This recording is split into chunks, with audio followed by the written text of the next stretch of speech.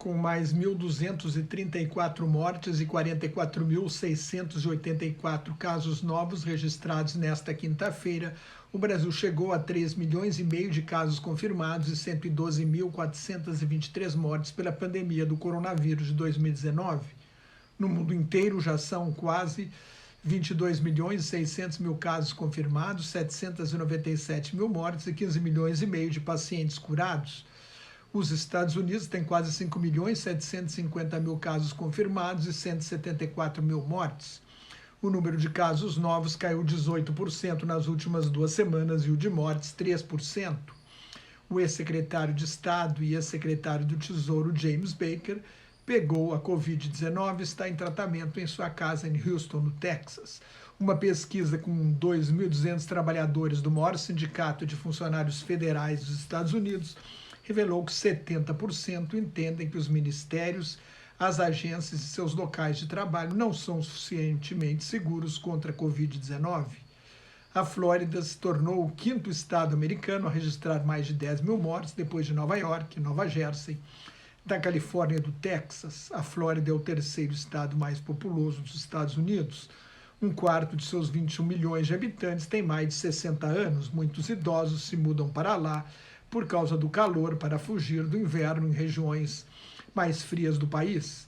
As autoridades de saúde dos Estados Unidos estão organizando uma grande campanha de vacinação contra a gripe para evitar que uma epidemia a mais se some à pandemia no outono e inverno que se aproximam no hemisfério norte. A Índia registrou mais 69 mil casos novos na quarta-feira, um novo recorde para o país, que tem um total de 2.900.000 casos e 55 mil mortes. 3 estados do sul da Índia são responsáveis por 1/3 das novas infecções. O Ministério da Saúde da Espanha admitiu que a situação não é boa depois de registrar mais de 4.000 casos novos em 24 horas. A França vai obrigar todos os estudantes de mais de 11 anos, professores e funcionários de escolas a usar máscaras. A Argentina tem um novo recorde de contaminação, 8.225 casos novos em 24 horas, sendo 5.245 na província de Buenos Aires e 1.280 na capital. 3 províncias, Santa Fé, Mendoza e Jujuy, tiveram mais de 250 infectados num dia. O número de mortes ficou em 187 no dia desde o início da pandemia. O total de mortes está em pouco mais de 6.500, em 321 mil casos confirmados. A África do Sul teve 36.500 mortes acima do normal desde o início da pandemia. O número oficial de mortes causada pelo novo coronavírus está em cerca de 12.600 em 560 mil casos. A explicação seria uma subnotificação da Covid-19. Os cinemas voltam a funcionar nesta sexta-feira na África do Sul. A Coreia do Norte reconheceu nesta quinta-feira que a pandemia, enchentes e as sanções internacionais a seu programa de armas nucleares atrasaram significativamente a melhora da situação econômica.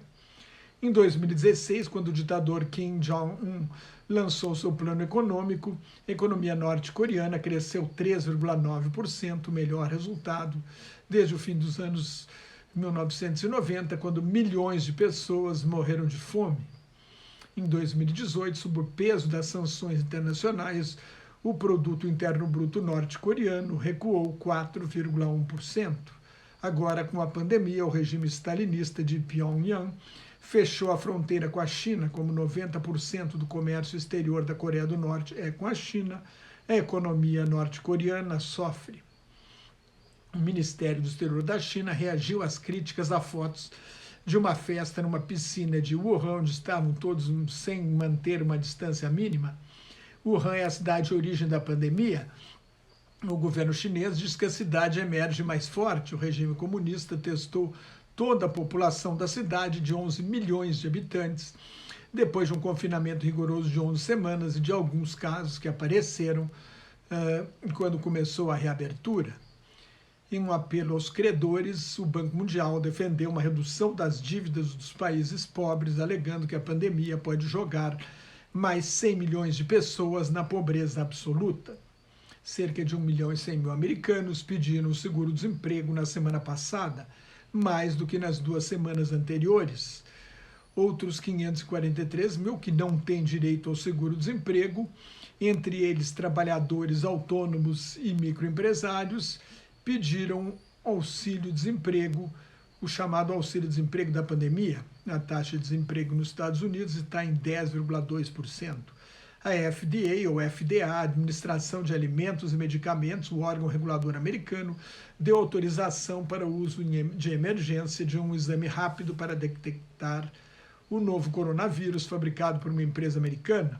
O resultado sai em 12 minutos, é um teste de antígeno que identifica fragmentos do vírus numa amostra, mas não tem a mesma precisão dos testes de PCR, a reação em cadeia de polimerase. O laboratório AstraZeneca anunciou que os estudos sobre a vacina que desenvolve com a Universidade de Oxford estarão concluídos em novembro. No quarto e último dia da Convenção Nacional do Partido Republicano, o ex-vice-presidente Joe Biden aceitou oficialmente a candidatura à Casa Branca na eleição presidencial de 3 de novembro. Se apresentou como um homem decente e confiável, ao mesmo tempo em que atacou o fracasso do presidente Donald Trump no combate à pandemia, e Biden prometeu tirar o país das trevas. Na próxima semana, será a vez do Partido Republicano homologar a candidatura de Trump à reeleição. A partir daí, a campanha eleitoral começa para valer. Por causa da pandemia, será uma campanha virtual. Mais notas e comentários sobre política internacional no meu blog, Globalização em Crise, que está em nelsonfrancojobim.blogspot.com, no meu Twitter e no Facebook, onde agora colaboro com o grupo Quarentena News. Cuide-se, fique em casa se não tiver nada muito importante a fazer na rua, e muito obrigado pela sua atenção.